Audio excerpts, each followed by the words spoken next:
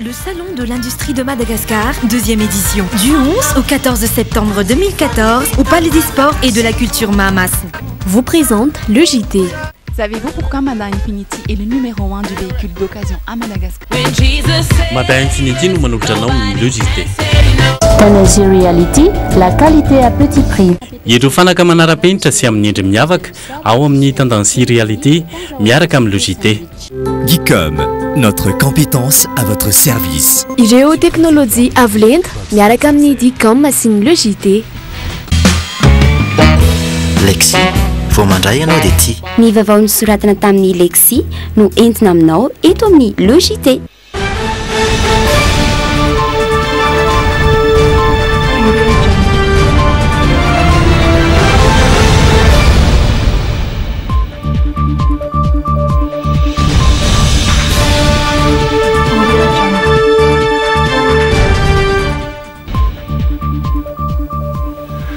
Dia faly hatrany izahay miaona amintsika rehetra mpanaraka ny Dreamin tonga soa atao anatin'ny le JT n'izao asabotsy fahen'ny ny volana septambra izao. Tororany araba hatrany ihany koa ianareo ary asaina mpanajana araka ny vaovao hatramin'ny farany miarabanao korija. Dia arabantsika manokana ho an'ny androany ianareo izay manaraka anay mivantana ny Antsirabe Tomasina Rimajanga. Atombotsika avy hatrany amin'ny actualité ty tapany voalohany ty.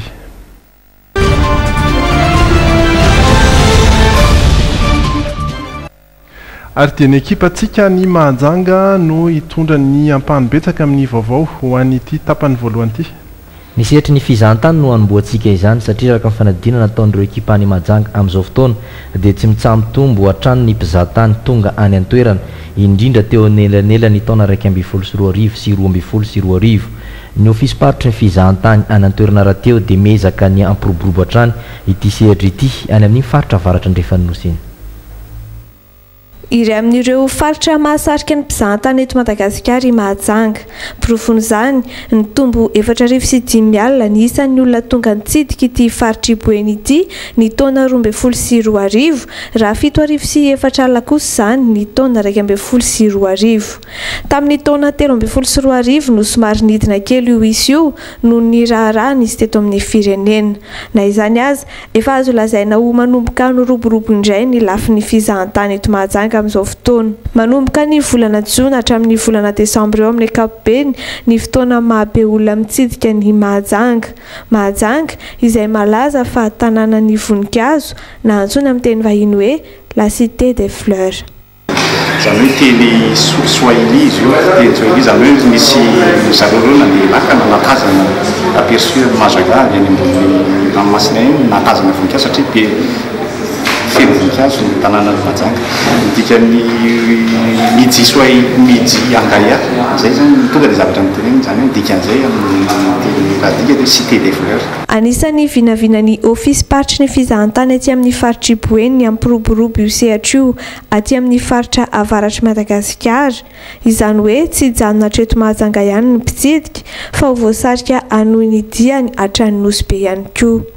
Zany hoe miala Tananarivo miaina avaratra Mahajanga mifaly Nosy be hatrany Misa 80 eo amin'izao fotoana ny hôtely sy ny fandraisam-bahiny eto Mahajanga vonona andray ny teratany malagasy sy ny teratany vahiny izay tonga miala sasatra eto. Anisan'ny mampiavaka ny Mahajanga ihany koa sy mampiavaka antsika malagasy ny asa tanana. Amin'ny matoera ny mpizahatany ny any Mahajanga dia maro ireo mponina no manao an'ity asa tanana ity ho asa fivelomana mandeha ny tsena indrindra rehefa fotoa ampialan-tsasatra toy izao ka dia mandeha tokoa ny tsena araka fanadina ataon'izy ireo. Manazava makasika izany ny fikambanam-behivavy iray izay nanaovan'ireto ekipa reto fanadihadiana. Isan'ny seha-piarina miroborobo aty amin'ny faritra Mahajanga ny fanamboarana sy fivarotana asa tanana. Isan'ireo mpanao asa tanana ity vehivavy iray ity. Raha ny fanazavany dia mahavelona azy ny fanaovana asa tanana na dia voarotaona azy izao no nanaovany izany asa izany. Ity tapi iray ity izao ohatra dia eo amin'ny tapakandro eo no nanamboarany azy. Tsy maintsy nanaraka fiofanana nefa izy vao nahay nanao ny teniny. Nianatra mihitsy ka nofana nianatra dia izay vao nahay. Arakaraka ny alakisan'ny tena foana ka. Raha ohatra na malaiky mahazo lesona dia malaiky mahay fa raha ohatra sarosarotra dia tsy tafaboaka malaiky. Mivondrona amin'ny fikambanana ireo vehivavy mpanao asa tanana eto amin'ity toerana ity sady eto no manao taozavatra no mivarotra izy ireo. toerana nokendrena manokana isarihana mpividy satria lalan'ireo mpizahatany sy mpiala sasatra no misy azy. Ahitany mpikambana tompony ny fivarotana eto satria lafo avy telo iny amin'ny vidiny entana eny an-tsena ny vidiny varotany azy eto. Na izany aiza nefa dia misy ny fandraisana anjara tsy maintsy alohan'ireo mpikambana ho an'ny fikambanana amin'ny vidiny entana lafo namboarina izy ireo. Ny entana rehetrarehetra amidy ato zany raha ohatra hoe izay zany mavita ka saky anankiray ohatra hoe 25 000 ariary ny vidiny dia ny 20% amin'izay zany esorina dia ny 80% zany an'le tompony. Na dia mahavelona tsara zany fa ny fanaovana asa tanana aty Mahajanga dia ireo mahavita entana maro ihany no mahazo tombony ao anatin'ny fikambanana. No io antony dia miala tsy ho mpikambana intsony ireo tsy maharaka mamokatra maro raha ny fanazavan'ny tompona andraikitra eto. Izay ny vaovao ho avy any Mahajanga nentin'ireo ekipantsika tany Mahajanga ary dia arabaina ihany koa ianareo raha izao vao manjoy anay isika eto Antananarivo tsy dia mbola tara tsy akory mbola vao nanomboka ihany koa ny logité ho an'ny androany fa ivadika kely any Ambositra isika ny andro iraisam-pirenena ho an'ny tanorana ny JMJ dia ankalazaina sy tanterahana amin'ny faritra maromaro ary anisan'ny nanaraka izany fankalazana zany ny tany Ambositra ny mpanao gazetintsika Djiri Edouard. Tanora mahery ny 700 no nanatrika ny JMJ tany Fandrina ny zoma fa 7 ny volana Aogositra hatramin'ny voalohan'ny volana Septambra teo. Lohahevitra tamin'ity fankalazana ny andron'ny tanora ho an'ny diocèse ity ny hoe ataovy mpianatro ny firenena rehetra. Nisan'ny zava-dehibe ato amin'ny diocèse n'Ambositra ny ezaka hitorenan'ny vaovao mahafaly amin'ny vahoaka indrindra ato amin'ny diocèse ka nisan'ny tanjona ny fandriam-pahalemana amin'izao fotoana iainantsika izao indrindra amin'ny firenentsika ka ireo tanora ireo dia irahina mba ho mpitory ny fiadanana sy ny fandriam-pahalemana miainga ao an-tokantrano mialoha avy eo amin'ny tanàna misy azy ary amin'ny firenena manontolo mihitsy. Fitaizam-panahy ho an'ny tsiraray tsy voatery ho mpino katolika ireo tanora manatrika ny JMJ samy nandray ny hafatra avokoa ireo mpizaika. Maro karazana izay nafinaritra tena be dia be tokoa ny tanora tonga eto amin'izao fotoana izao. Zay zany dia Silvera avy any amin'ny district Anandigna faritra ny Abolana. Ka raha ohatra mbola misy ny JMJ na national na diocésien dia vonona izahay satria ahazoana tombontsoa maro taneraserana amin'ireo tanora be dia be. Sorona masina no nentina nanamarika ny JMJ ny alahady teo. Ny archevêque ny Ambositra no nitarika ny fanompoam-pivavahana nentina hiderana an'Andriamanitra. Namarana tamin'ny toroteny izay nataony fa manana andraikitra lehibe ny tanora amin'ny fanapariahana ny evanjely.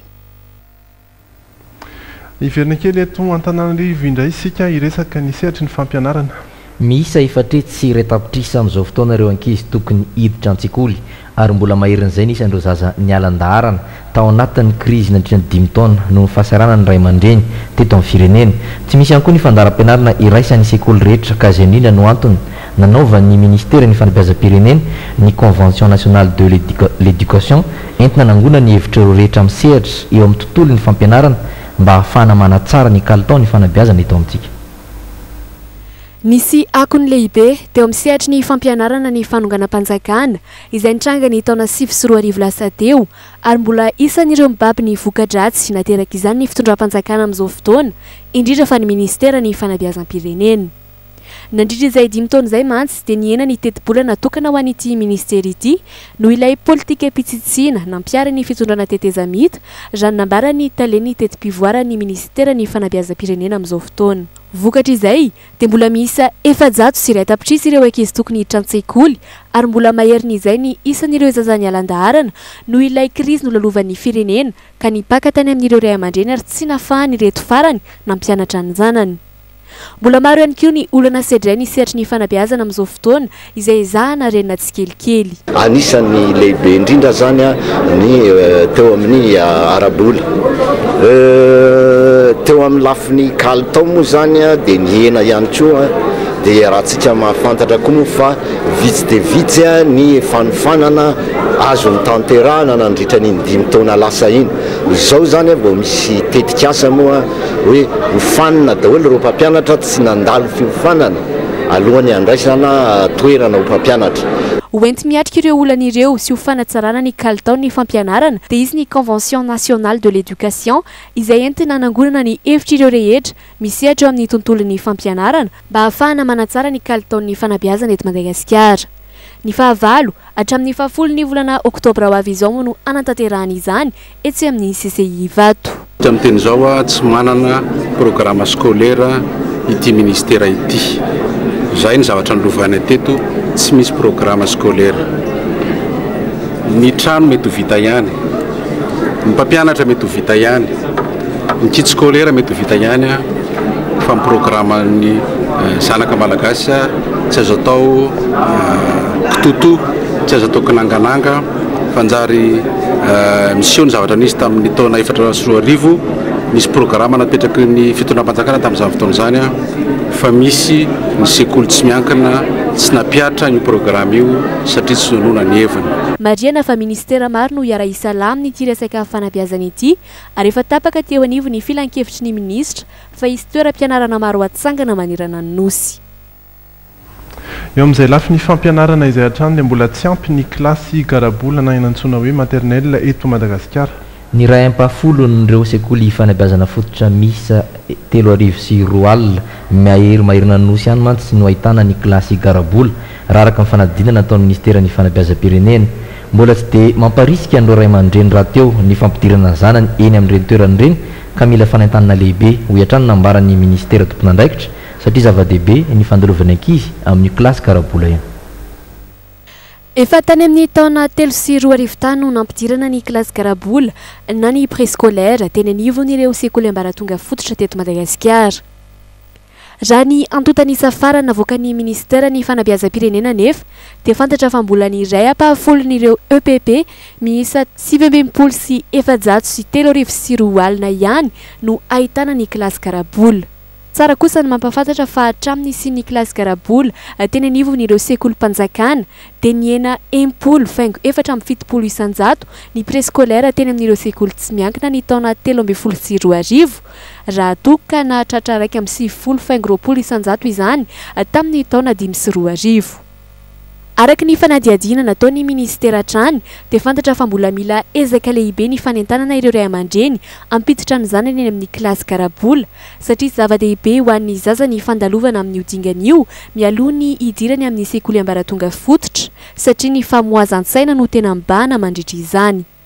No ireo anton'ireo indrindra no nahatonga ny tompon'andraikitra teo anivony akanjaza Arema nanofana ireo mpampianatra préscolaire ao aminy miisa 10 mirahavavy. Eo amin'ilay sainy any amin'ny préscolaire ny zaza tsy mbola ampianarina manoratra fa ohatran'ilay ato amin'ny misy salle zao misy atelier manao ampianarina izy manao motricité globale misy ny atao motricité fine izany hoe motricité globale mampianatra an'ilay zaza etsiketsika vatany ny saina manokatra ny vavahady-tsaina zany ary motricité fine dia le mikirakira ampianarina izy zany ohatry ny hitatra ny sainy hitarina ny sainy ohatry ny hoe manao boky kely peinture ohatr'izany. Mariana fa mbola hito eny amin'ny faritra Toamasina ny fanofanana ireo mpampianatra eo anivony akanjaza Arema. Ny tanora ihany no resantsika tanora vitsivitsy no nanatanteraka fanadiovana. Niroso tamin'ny fanadiovana tonelina tetsy Ambanidia ny jeune chambre internationale Vohitrarivo omaly alina green attitude no naran'ity tetikasa ity tetikasa izay niarana tamin'ireo mpikambana ao amin'ny DCI nanadio sy nampiango ity tonelina ity. Toerana anisan'ny maloto eto Antananarivo ny tonelina ary hita tokoa fa tsy ampy ny fikarakarana toerana toy ireny eto Antanandehibe. Izany indrindra no nahatonga ny jeune chambre internationale Vohitrarivo nanatanteraka tetikasa mitondra lohateny hoe green attitude. Ny green attitude dia asa sosialy miompana bebe kokoa amin'ny fitandrona ny tontolo iainana. Ny tanjona amin'ity hetsika iray ity dia ny fanadiovana sy fanaingona ny tonelina ary koa ampiena ny tahan'ny rivotra maloto Antanandehibe. Raha nambaran'ny talian'ny tetikasa dia mizara roa mazava tsara ny asa rehetra atao eto. Zao hitanareo zao efa manomboka manadio zay fanadiovana aloha voalohany indrindra ataonay fanadiovana tunnel ary manarak'izay dia ametraka zaridaina izahay zaridaina mandady amin'ny sisiny tunnel amin'ny sisiny ivelany zany. Ny afatra tiany mpikarakara-pitaina amin'ity tetika azy iray ity dia ny fanentanana ny mponina an-tanàn-dehibe anaja sy omaina amin'ny tontolo iainana ary koa hivondrona mifampivoarana maharitra.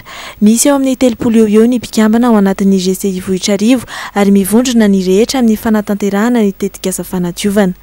Raha ny nambaran'ity mpikambana iray ity dia mahita tokoa izy fa misy ny tombontsoa azony amin'ny fanatotosana izao fanadiovana izao.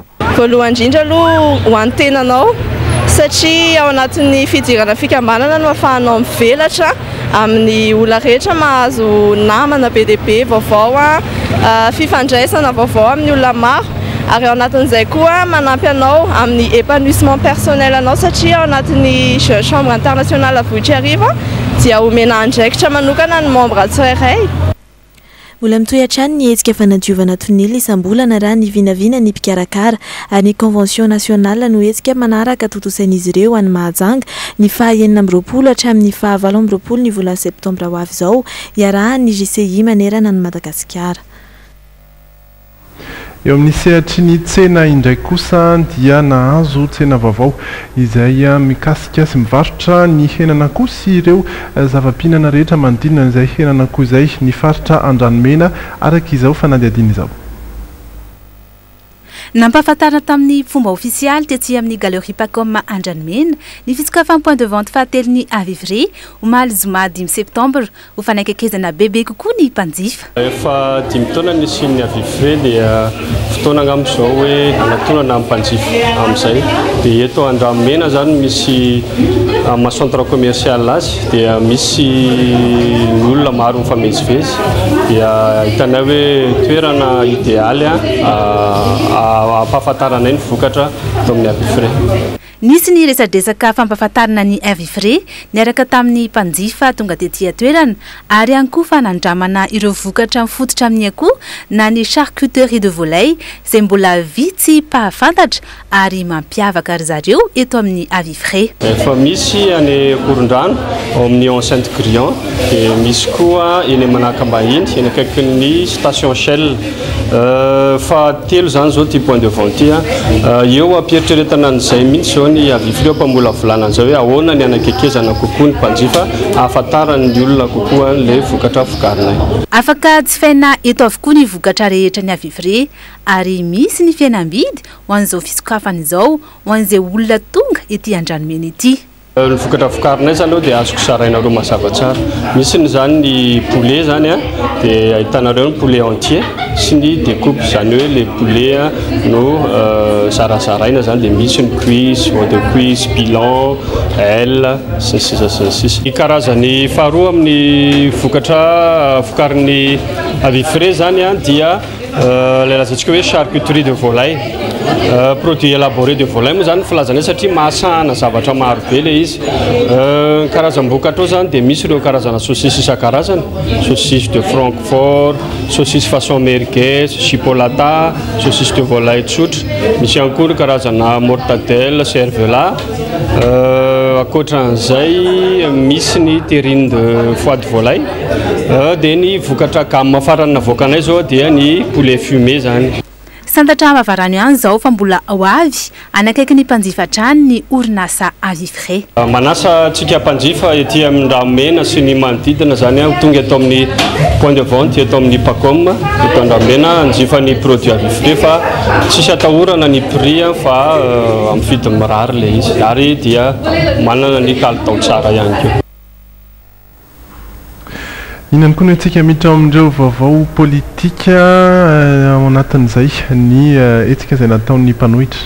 Nivoakandroany ny veloranon'ny mpanohitra izay novolavolainy le conclave nataon'izy ireo ny 20 sy 30 jona lasa teo velonrano izay anorenana ny fanoherana eto Madagasikara teboka sivy no niraisan'ireo mpanohitra hevitra tamin'izany ka ny faneken'izy ireo dia nitsotompona fa anompo ireo mpiray-tanindrazana ny tsy hanao tantely afa-drakotra amin'ny firenena fa hitondra anjara biriky anamafiorana Madagasikara ny tsy hanome toerana intsony ny tsy maty manota ny tsy hitsinjo afa-tsy ny tombotsoa ambonin'ny firenena ary anandratra avo ny fiandrianam-pirenena ny anova ifotony ny fomba fanao politika ny tsy vadika amin'ny fanaranana tosony sy ny soniaviny ny tanany teny nomena ary ny iaran'orona firenena mendrika ho an'ny malagasy sy olovasoa ho an'ny taranaka. Nafantoka tamin'ny tanjona iray izany rehetra zany dia ny hoe ny fitiava-tanindrazana dia fitiavana ny mpiray-tanindrazana. Nisy mazava ho azy ny fanaovantsony izany velorano ny mpanohitra zany io Antoandro teny amin'ny hôtel Panorama teny Andrainarivo. Fa mandalo eto Madagasikara kosa amin'izao fotoana izao Ramatoa Valérie Trierweiler fofombadin'ny filoha frantsay teo aloha François Hollande ary nitondra ny andraikitra première dame ihany koa teo aloha tonga ny ariva teo izy tamin'ny alalan'ny Sidina Air Madagascar tsy fantatra mazava kosa ny antondiany eto amintsika na ho fanampiana na fitsangatsanganana na asa ny fantatra dia pakasary iray no miaraka aminy amin'izao diany izao raha ny vaovao azo avy amin'ny orinasa ny varotra ny tapakila nandehanany dia orinasa miaraka amin'ny vondrona manatota ny boky parimaritra ihany koa no miantoka izao tapakilany natongavany eto Madagasikara izao amin'ny 17 ny volana izao kosa izy no hialany nosy izao fandalovana izao dia mifanandrify indrindra amin'ny fivoahany ilay boky nosoratany nivoaka any Frantsa androany mitondra ny lohateny hoe merci pour ce moment boky izay manaratsy amin'ny endriny maro ilay fofombadiny teo aloha François Hollande ary miresaka betsaka ny zavantranga tamin'ny namoahan'ny gazety tany an-toerana fa niaraka tamin'ilay mpilalao sarimietsika Julie Gaillet ity filoha frantsay ity. Mandritra izany fotoana izany dia nidina ambany dia ambany ny fitiavan'ny frantsay ny filoha François Hollande raha vokatry ny fanadadiana farany tao mihitsy aza no milaza fa tokony hametra-pialana ny tenany nanday izany izy ary nilaza fa 5 taona no fidianany voaka azy namalina sasany amin'ny fanakianana ihany koa ny tenany androany. Sekretera mpanjakana vaovao tendry tamin'ny gouvernemanta vaovao teo no nesorina raha fantatra fa tsy nanara-dalàna teo amin'ny resaka etra manampitrotraka ny fivoahany sombon'ny bokin-dramatoa première dame teo aloha raha tsy ny andro an'ny filoha Hollande niezaka ny ari-tena ihany izy ary namaly ny sasatsasany amin'ny voalaza ao anatin'io boky io nosoratany Ramatoa Trierweiler ohatra fa tsy manisy fanajana ho andreo mahantra mihitsy ity fofombadiny ity. La conception tsy avelako isy ihany fomba fijeriko sy ny fitondrako ny frantsay indrindra andraikitry ny miasa ho an'ny frantsay indrindra ihany koa fa ny fifandraisako ampo amin'ireo tena malemy ireo mila fanampiana ireo mahantra indrindra satria miasa ho azy ireo aho. Et parce que c'est ma raison d'être. Tena mbe folo isanjato ny frantsay sisa no mbola mankatoa azy raha ny fanadihadiana natao ny gazety any an-toerana ity fanadihadiana ity aza moa dia natao teo alohan'ny voany ilay bokin-dramatoa Valérie Trierweiler izay manaratsy azy tanteraka izany hoe ahina mbola hiaratsy ny fitiavan'ny frantsay an'ity filohan'izy ireo ity amin'izao fotoana ivoany ilay boky izao.